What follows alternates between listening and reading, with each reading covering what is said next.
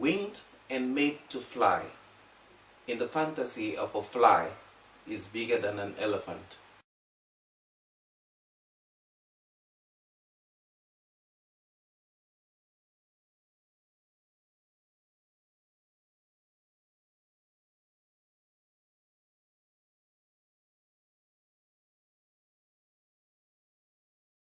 Hi there, and welcome to my next poem, and to my poetry corner. I'm called Arrey Ivo. So the poem I'm going to be reading to you now is called The Fate of an Ambitious Musician. Agile fingers upon the guitar, and a smile radiant as the yellow bulbs of a sunflower. With teeth grinning into carved bleached walls, and a voice rocking with the depth of a graceful river rushing into an embracing sea. But his works stayed upon his shelf and molded within himself as he waited for a producer to make his somber clouds gold. Rushing onto mystic waters of ancient Dibamba, he pours the potion meant for fame into the water. Then he mates with a spirit virgin and is given a new guitar and a polished voice that meshed with his carved bleached walls to make his river more graceful and his rush vital to an entrapped sea. Fame begot his restless head. Congo, Gabon, Chad, Cameroon became captives to his spell, until the day when beneath Dibamba, his covenant with his spirit virgin was broken by a powerful water prince. Now his agile fingers lie lame, and his smile radiant as fog, and his sunflower withered into nothing. His grinning teeth stand rotten from unuse and the lack of paste, while his great works upon his shelf marry with his dejected self. They that grow on stones wither before the crow. So this poem, it's a poem that is very real. It is a poem that reflects on the reality of many artists and musicians in Africa and in other parts of the world. They usually end up leaving this world without their works ever being published, or even when they are published, they probably will not be able to gain from these works, and sometimes they are forced to seek powers beyond their control to try to make them to become more famous, especially in a continent like Africa, that a lot of people still believe in mystical powers and so on. So this poem is actually touching on that issue, but we shall be getting to the poem itself proper to see how I crafted it and the kind of figurative language that was used. Agile fingers upon the guitar. The use of agile makes us to know that this musician is very, very talented, and you can imagine him moving from one note to the other with grace, and therefore agility is used here to heighten the skill of the artist and musician. And a smile radiant as the yellow bulbs of a sunflower. This person is not only talented, this person has radiance. He kind of like blossoms, and he blossoms into a sunflower. And the sunflower bulbs, the flower, and the use of the word bulbs, it's a kind of hyperbole. Firstly, you know the sunflower is very bright. There is the use of the word sun in the name of the flower, which also heightens its brightness, because the sun is very bright and is burning with helium, which is yellow. and the sunflower is yellow. Therefore, we see ourselves in a situation where the radiance of this musician, this talent, is something that really needs to be appreciated. But for the fact that probably this person is not from somewhere, or is not being seen as someone to be appreciated. So that is the background aspect of this person. This person, the artist in this poem, is very talented. And then, maybe this person is also a good-looking person, because I going to describe the person in the second stanza as teeth grinning onto carved bleached walls. When he grins, his teeth, they seem to form a carved bleached wall. I mean, his dental structure is so well designed that we need to think that this person is not only gifted with the guitar, but is also good looking, and probably what is going to come out of his mouth is also going to match the talent, the agile fingers, and the beauty of his mouth, and probably his greater beauty. And then there is more description about his talent. So there is a kind of continuity between the first stanza and the second stanza. A voice rocking with the depth of a graceful river rushing into an embracing sea. So the voice is deep. That is why we have the use of depth. And it is rocking. We have the feeling that it has a kind of tint to it that probably heightens our attraction to this person before we even meet the person. And it is described as a graceful river. A river that is graceful is probably flowing in a kind of slow but concise rhythm that creates a kind of sound that seems to be that the sea will like. And that is why, since this river, which is representing the artist in this poem, is flowing with this kind of gracefulness, with this kind of rhythm, we see it is getting into an embracing sea, because the sea welcomes it.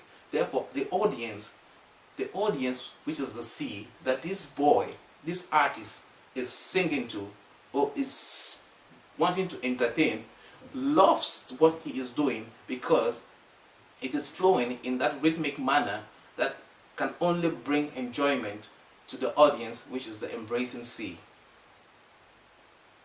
But his works stayed upon his shelf. This is a very cautionary statement that is trying to tell us, do not be too consumed by the beauty, by the creations of this artist, because they were in his shelf and molded within himself. His shelf is now given a kind of humane aspect, because it is also within the self of the artist. He doesn't have any way of exposing all these talents. The embracing sea has turned into some kind of just a figurative audience, because this shelf that is a collection of his works is getting molded from underuse, as he waited for a producer to make his somber clouds gold. So it therefore means, despite the sunflower nature of the boy, he is living and is covered by somber clouds.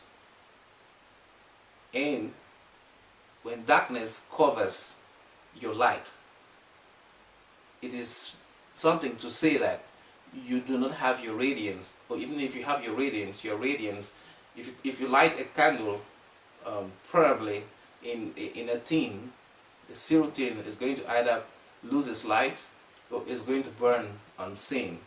And so in this situation, the clouds that cover this talent prevent the talent from being known, which is the reality of so many artists along the sidewalks in Africa, in India, in Latin America, that you see that they have talents, but their works are molding within them. So he was waiting for a producer. In Africa, most musicians think that there is going to be some producer who will come, listen to their works, take them to the studio, produce them, and they sell and probably make a tour for them. So they end up just having these works being produced in I'm afraid, countries that sometimes do not have very good piracy laws, and they do not gain from their works and never see these producers come. And sometimes when the producers come, they do not give them what they seek. They are also trying to make money out of the artists who are desperately in need of them. So in this desperation, we now see what many artists turn to in Africa, or in different parts of the world as well. Rushing onto mystic waters of ancient Dibamba. Dibamba is in the littoral province of Cameroon. So we see now that the poem is now giving geography, a geography that is relevant to Africa. And water in African cosmic logic is usually linked to mysteries, to myths, and you know the Mame water myths that is very rife across West Africa. And all these things heighten the fact that people in Africa, musicians and so on, who are part and parcel of the cosmic logic of the community, also believe that waters have life and have things that live in them, and some of them are supernormal, and therefore they can get powers from waters. This sacredness of waters is probably something that development interventionists in Africa can exploit, because in giving respect to a mass of nature, is very possible that by giving respect to a mass of nature like water, many people can easily understand the need to conserve water just from the fact that they understand the sacredness of water. But let's not get to that. Let's come back to the poem. So, this artist, the musician, in this stanza rushes to ancient Dibamba, and he pours the potion meant for fame into the water. So he's probably visited a Marabu who gives him a potion to help him become famous, so that he can earn something and to make his molded books, his molded inspirations, his molded clips to become seen, his molded songs to become heard. So then he mates with a spirit virgin mystically, and is given a new guitar and a polished voice that mesh with his carved bleached walls to make his river more graceful and his rush vital to an entrapped sea. So there is a change of language here. His voice, which is normally very good, has been polished into something that is now supernormal, based on a mystical mating with a spiritual virgin from the seas. And now his carved bleached walls, his nice dental formula, is now giving a different level of beauty, as when he sings, it goes into an entrapped sea. It was first an embracing sea, but now it is an entrapped sea. So the sea is no longer getting the inspiration from this artist based on his talents, but is getting it based on the fact that the sea, the audience, is now submerged in the spell from the mystical experience that the artist has gained from Dibamba. The artist has now overwhelmed them with supernormal forces, and therefore it is something that is not real. It is a power that is coming from sources that are beyond the contemplation of the audience which is around him, which are ordinary people. So they are no longer embracing it, they are entrapped by it, they are bewitched by it. So the reason why this entrapped aspect of this poem is very important is because the next stanza reiterates to what extent that the audience being entrapped affects the shelf life of the products that this artist is producing. And it says, fame begot his restless head.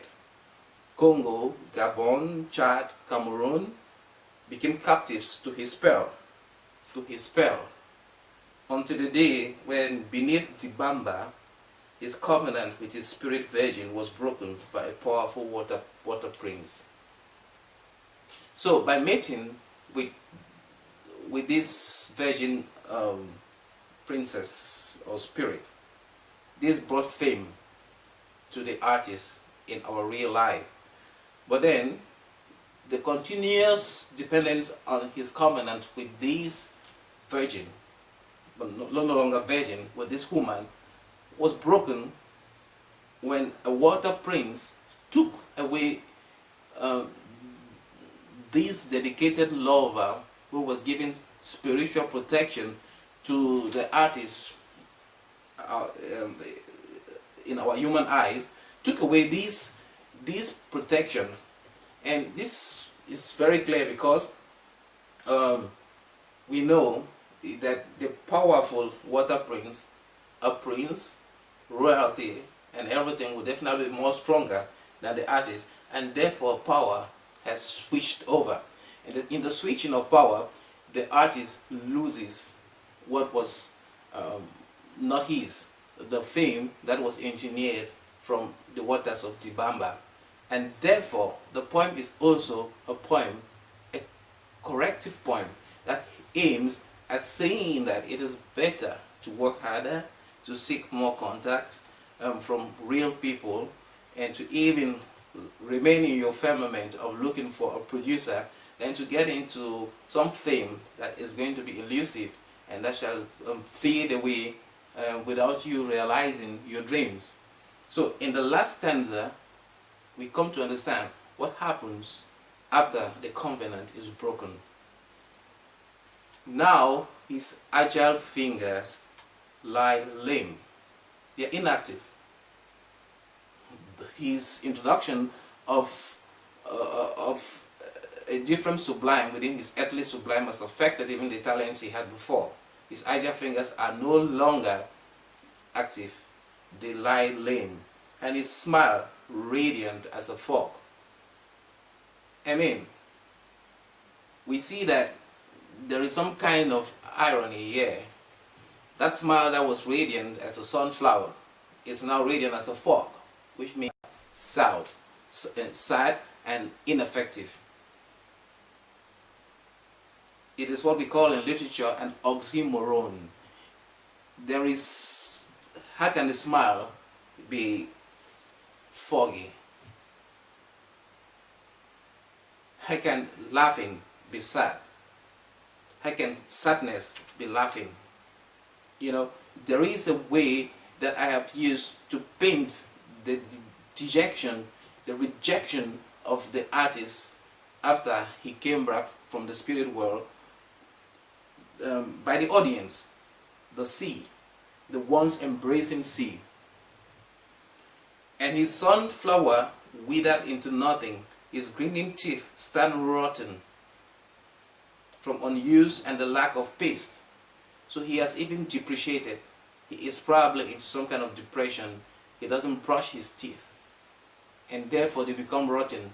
So all the physical attributes that were given to him in the beginning of the poem are also been lost, while his great works upon his shelf marry with his dejected self. They that grow on stones wither before the crow. In these last two words, we even see some kind of biblicism about seeds that grow on rocks, and they don't get germinated or are pecked by birds, and they are lost. And those that are planted on fertile grounds will grow 100-fold, 1,000,000-fold, and so on. So sometimes society molds people. It molds the outcome of people. And this is the situation that was happening to this artist and to so many other people around the world. They find themselves in situations that by geography, by the restrictions of finances and so on, they cannot bloom. They cannot bloom into the sunflowers that they are, and they cannot be exploited for their oil or for their fragrance because of the fact that they find themselves producing in places where their light is unseen, that is submerged by dark clouds, somber colors. And it is this reality that I'm trying to paint in this poetry. And I'm saying that even though they find themselves in this bleak situation, only hard work and an understanding of their cosmic logic and demands and needs will help them out. And the mystical is usually a road towards success, but it's not an end in itself, and it might not lead to a sustainable ending as with the artist in this poem. So thank you very much, and I hope you enjoyed it. I am Arrey Ivo. Winged and made to fly. In the fantasy of a fly is bigger than an elephant.